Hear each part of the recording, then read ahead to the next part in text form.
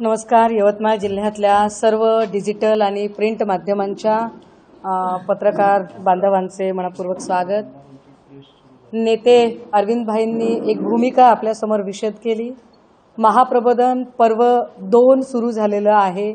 पर्व 2ची उद्घाटकीय सभा नागपूरमध्ये संपन्न झाली आणि त्यानंतरचा जो दौरा आमचा पश्चिम विदर्भात होत आहे त्यातली एक महत्त्वपूर्ण सभा आज यवतमाळ जिल्ह्यात अर्थात नेरमध्ये संपन्न होती. ही पत्रकार परिषद घेताना हेही आम्ही स्पष्ट केले पाहिजे की आजच्या सभेची तारीख ही खूप आधी आम्ही निश्चित केलेली होती. त्यामुळे एकीकडे मराठा आरक्षणाचं वातावरण तापलेलं असताना आम्हाला याची जाणीव आहे की आमचा सगळा मराठा बांधव हा प्रचंड ताकदीने सरकारकडे काही मागण्या करत आहे. या पत्रकार परिषदेच्या निमित्ताने आम्ही हेही आवाहन करू इच्छितो सगळ्याच मराठा बांधवांच्यासाठी, कारण ज्या पद्धतीने आत्महत्या किंवा वेगवेगळ्या बातम्या येत आहेत, आत्महत्या हे कुठल्याही प्रश्नाचं उत्तर असू शकत नाही. त्यामुळे मराठा बांधवांनी हे अगतिक पाऊल न उचलता शासन दरबारी एक विधिवत लढा देणं जास्त गरजेचं आहे आणि तो विधिवत लढा सुरू आहे. अशा पद्धतीने आपण सगळे मराठा भाऊ हे आमच्यासाठी, आपल्या सगळ्या कुटुंब आणि आप्तस्वकीयांच्यासाठी आपला जीव खूप मूल्यवान आहे. त्यामुळे त्याची सगळ्यांनी काळजी घ्यावी. सोबतच आमचं सरकारलाही हे जरी आम्ही यवतमाळमध्ये असू तरी आवाहन असेल की मनोज जरांगे यांच्या प्रकृतीची चिंता करत, कारण आम्ही तोडगा काढणार असं म्हणणारे शिंदेसाहेब आणि एकूण सरकारमधले लोक हे ज्या पद्धतीने बोलत आहेत, मध्ये 40 दिवसांचा वेळ त्यांना दिलेला होता, पण त्या 40 दिवसामध्ये त्यांनी एकदाही ना मनोज जरांगे ना त्यांच्या वतीने त्यांच्या कुठल्याही समितीतल्या लोकांना चर्चेसाठी बोलावले, ना कुठली काही पावलं उचलत आहेत असे चित्र दाखवले. मराठा विरुद्ध ओबीसी असा वाद जाणीवपूर्वक चिघळवण्याचा प्रयत्न सरकारने करू नये हे मी फार जबाबदारीने सांगते. कारण सरकारने आधी सगळे प्रयत्न केले हिंदू विरुद्ध मुस्लिम असा वाद लावण्याचे, मात्र मुस्लिमांच्या सामंजस्याच्या भूमिकेमुळे मुस्लिमांनी कुठलाही जेव्हा प्रतिक्रियाच त्याला दिलेली नाही, तेव्हा त्यांनी आता नवा ट्रॅक शोधायचा प्रयत्न केलाय का की मराठा विरुद्ध ओबीसी असं काहीतरी वातावरण लावून द्यायचा. पण ते तसं होऊ नये, कारण सरकार म्हणून त्यांची भूमिका ही संपूर्ण राज्याच्या पालकत्वाची भूमिका असली पाहिजे ही अपेक्षा आम्ही या निमित्ताने व्यक्त करतो.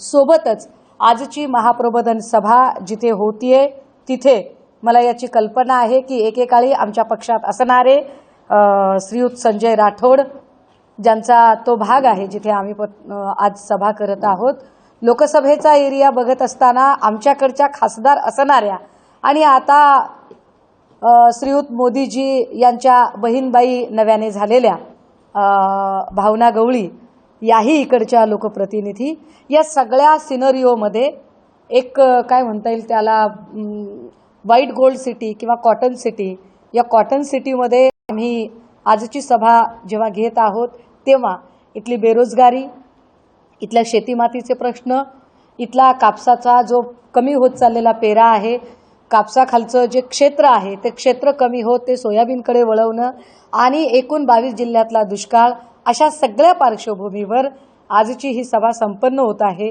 या सभेमध्ये आम्हाला एकूण राज्यातल्या राजकीय, सामाजिक आणि सांस्कृतिक प्रश्नांचे पूर्णतः भान आहे, त्याचे गांभीर्य आहे. सोबतच अजून एक गोष्ट नमूद केली पाहिजे. काल कुठल्याशा मुलाखतीमध्ये सन्माननीय उपमुख्यमंत्री देवेंद्रजी असं म्हणाले की असं कुणी व्हिडिओ वगैरे पोस्ट करून येत नसतो सत्तेमध्ये, त्यामुळे त्याचं काही फार गांभीर्यानं घेऊ नये, कुणी मनावर घेऊ नये असं ते म्हणाले. मला ते ऐकताना फार मजेशीर वाटलं. कोण गांभीर्यानं घेत आहे? जर व्हिडिओ पोस्ट केल्यावर त्याचं फार गांभीर्य असू नये असं जर उपमुख्यमंत्र्यांना वाटत असेल तर मुळात तो व्हिडिओ आम्ही म्हणजे काँग्रेसने, राष्ट्रवादीने, शिवसेनेने किंवा इतर कुठल्या पक्षांनी तो पोस्ट केला नाही, तर तो तुमच्याच कोर टीमने पोस्ट केला होता. आणि तो पोस्ट करताना जर त्यांना असं वाटत असेल की याने काही फरक पडत नसतो, असं काही पोस्ट केल्याने फरक पडत नसतो, तर डिलीट केल्याने काय फरक पडतो? मग उपमुख्यमंत्र्यांनी तो व्हिडिओ डिलीट का केला? उपमुख्यमंत्र्यांना मी पुन्हा म्हणेल की उपमुख्यमंत्र्यांना असा कोणाचा फोन आला होता का? दिल्लीतनं काही दबाव आले होते का? 55 मिनिटात असं काही घडलं होतं का की तातडीने मी पुन्हा येईन म्हटलं आणि लगेचच पुन्हा जाईन असं करत तो व्हिडिओ डिलीटही करून टाकला? सो एकूण महाराष्ट्रामध्ये इतके महत्त्वाचे प्रश्न असताना हा येईन जाईनचा जो खेळ आहे, हा येईन जाईनचा खेळ तुम्ही नंतर खेळत बसा. आधी महाराष्ट्रातला आरक्षणाचा प्रश्न असेल, शेतीमातीचा प्रश्न असेल, 22 जिल्ह्यातल्या दुष्काळाचा प्रश्न असेल, 1 रुपयामध्ये आपण पीक विमा देणार होता त्या पीक विम्याचं काय झालं तो प्रश्न असेल, हे सगळे प्रश्न कधी मार्गी लागणार आहेत यावरती त्यांनी जास्त बोलणं आम्हाला अपेक्षित आहे. काल अंमली पदार्थाच्या संबंधाने विचारलेल्या प्रश्नावर उत्तर देताना सन्माननीय उपमुख्यमंत्री असंही म्हणाले की आम्ही लवकरच त्यात बोलणार आहोत. आपण कधी बोलणार आहात त्याचा मुहूर्त जरा आम्हाला सांगा. सरकारचं पंचांग हरवलेलं आहे का? कारण सरकारच्या पंचांगामध्ये शासन आपल्या दारीचे पण मुहूर्त अनेक निघतात, पण असे मुहूर्त वारंवार काढत असताना आपल्याकडून जो खर्च होतो तो खर्च सर्वसामान्य जनतेच्या कष्टाच्या पैशातनं भरलेल्या कराला तुम्ही खर्च करत आहात आणि त्यातनं तुम्ही 2-2 वेळा शासन आपल्या दारी, मी जसं ऐकलं की उद्या शासन आपल्या दारीचा कार्यक्रम या भागामध्ये होत आहे.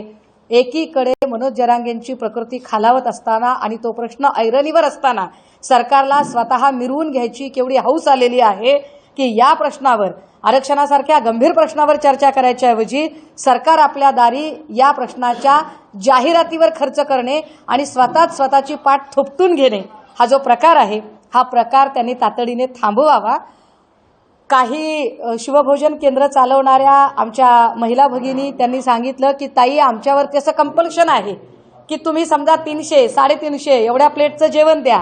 आम्ही म्हटलं त्यांना सकाळी 8ला जेवण होत नाही तर ठीक आहे 300, 350 एवढे तुम्ही ॲटलिस्ट पार्लेजीचे बिस्किट पुढे तरी द्या. हे कशासाठी? काहीतरी तुमच्या पटवारी ग्रामसेवक यांना गर्दीचे टार्गेट दिले जातात. पटवारी आणि ग्रामसेवक यांना गर्दी जमवण्याचे टार्गेट देण्यापेक्षा शेतकऱ्यांचे 7/12, पेरा, पीक विमा आणि शेती मोजणी याच्याशी संबंधित असणारे प्रश्न तातडीने सोडवण्याचे टार्गेट तुम्ही द्या. म्हणजे खऱ्या अर्थाने तुम्ही सर्वसामान्यांचे मुख्यमंत्री आणि सर्वसामान्यांचं प्रतिनिधित्व करणारे लोक आहात असं आम्हाला वाटेल. आणि म्हणूनच आज या पत्रकार परिषदेच्या माध्यमातून एकूण पश्चिम विदर्भातल्या वेगवेगळ्या प्रश्नांवर आपल्या सगळ्यांच्या सोबत चर्चा करण्यासाठी म्हणून ही परिषद बोलावली गेली. आपण बोलू शकाल. थँक्यू. दोन्ही नेत्यांसाठी माझा प्रश्न आहे. मागच्या वर्षी विदर्भातील शेतकऱ्यांची जी अवस्था होती तर या वर्षी पाऊस कोरमडला अनेक वेळा, त्याच्यानंतर उत्पन्न कमी झालं. कमी म्हणजे मागच्या वर्षाच्या निम्न उत्पन्न झालं असं म्हणता येईल. अशा अवस्थेत शेतमालाला सोयाबीनला 3,500 ते 4,500 रुपये भाव मिळत आहे. मिनिमम 4200-4300 सोयाबीनसाठी. आपसाबद्दल अजून आम्हाला क्लिअर झालं नाही काय देते ते, परंतु सोयाबीनची जे उत्पादक आहेत त्यांच्यासाठी एवढी घातक वस्तुस्थिती आहे ही की दिवाळी प्रश्न काय तुमचा? प्रश्नच विचारला.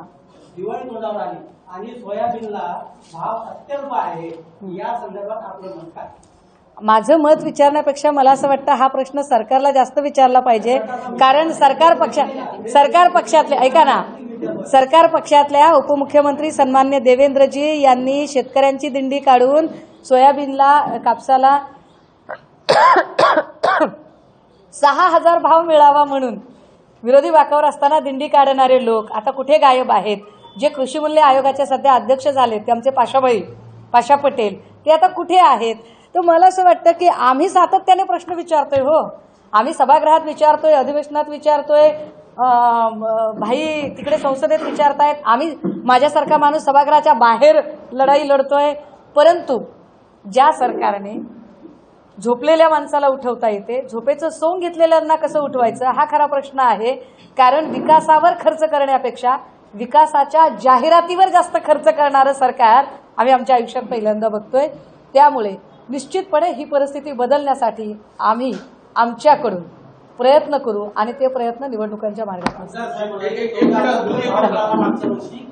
शेतकऱ्यांना मागच्या वर्षी 14,000 कधीच भाव मिळाला नाही गेल्या वर्षी. कापसाला कधी भाव मिळाला? मिळालं ना. काय सांगते इथे बसला सांगा मागच्या वर्षीचा कापूस अजून मागच्या वर्षीचा नाही. मागच्या वर्षी मिळाला नाही, याही वर्षी नाही. मागच्या वर्षी तेच होते, हेच आहेत ना, आता 1.5 वर्ष झाले नाही ना. मागच्या वर्षीचं काय विषय मागच्या तेव्हा अगोदर होतं ना आपण जून मध्ये आली. मागच्या वर्षीची शेती जूनच्या नंतरच ना. 10,000 भाव मिळाला नाही. मिळाला भाऊ. शिंदे भाव मिळालेला आहे. मुख्यमंत्री शिंदे अपात्र होणार नाहीत, त्यांना विधान परिषदेत घेतलं जाईल असं देवेंद्र फडणवीसांनी काम केलं. देवेंद्रजींनी म्हटलेली कोणती गोष्ट खरी होते ती मला सांगा. देवेंद्रजींनी असं म्हटलं होतं की मी पुन्हा वेगळा विदर्भ झाला नाही तर मी लग्नच करणार नाही. देवेंद्रजींनी असं म्हटलं की आपात धर्म नाही, शाश्वत धर्म नाही, काही झालं तरी राष्ट्रवादीशी युती नाही नाही नाही. देवेंद्रजींनी जे जे आतापर्यंत सांगितलेलं आहे त्यातली एकही गोष्ट पाळलेली नाही. उलट मला असं वाटतं की देवेंद्रजींची चाणक्य नीती त्याला म्हणता येणार नाही, मी त्यावर नागपूरला बोलली आहे, जी कपटी देवेंद्र नीती आहे ती कपटी देवेंद्र नीती पूर्णतः फसलेली आहे. आत्ता ते जे हे सांगत आहेत की आम्ही त्यांना एक वेळ विधान परिषदेवर घेऊ जर असं काही झालंच तर, याचा अर्थ असा आहे की देवेंद्रजी स्पष्टपणे संकेत देत आहेत की होय आम्ही शिंदे साहेबांना एक डिग्निफाईड एक्झिट, एक सन्मानजनक त्यांना परतीचा रस्ता करून देणार आहोत, हा त्याचा अर्थ होतो स्पष्टपणे. अजित पवारांना मुख्यमंत्री पदाचा शब्द जो आहे तो दिला नाही असंही त्यांनी काल मुलाखती दरम्यान सांगितलं. मुख्यमंत्री एकनाथ शिंदेच पूर्ण वेळा नाही, आता त्यांनी शब्द दिला की नाही हे मी नक्की तुम्हाला सांगू शकले असते जर बागेश्वर बाबाची सिद्धी माझ्याकडे असती तर. सो तिथलं काय झालं ते मला माहीत नाही, परंतु एकूण सगळं गौड बंगाल बघता एक नक्की आहे की जशी महाराष्ट्राच्या जनतेच्या मनात देवेंद्रजींबद्दल कमालीचा रोष आणि नापसंती आहे, तीच नापसंती आणि नाराजी भाजपच्या पक्षश्रेष्ठींच्या मनात देवेंद्रजींबद्दल आहे, हे मात्र मी खात्रीने सांगू शकतो. मराठा आरक्षणासंदर्भात नारायण राणेंना जाब विचारणारा एक फोन जो आहे तो मराठा आंदोलकांकडून करण्यात आला. त्या आंदोलकाला नारायण राणेंकडून शिवीगाळ करण्यात आली, तशी ऑडिओ क्लिप पाहिलं होतं. नाही, मला हे माहिती नाहीये, आपल्याकडून माहिती मिळते, मी माहिती आधी घेईल आणि मग त्याच्यावर व्यक्त होईल. लोकशाही मराठी ऐका, पहा, जागरूक रहा.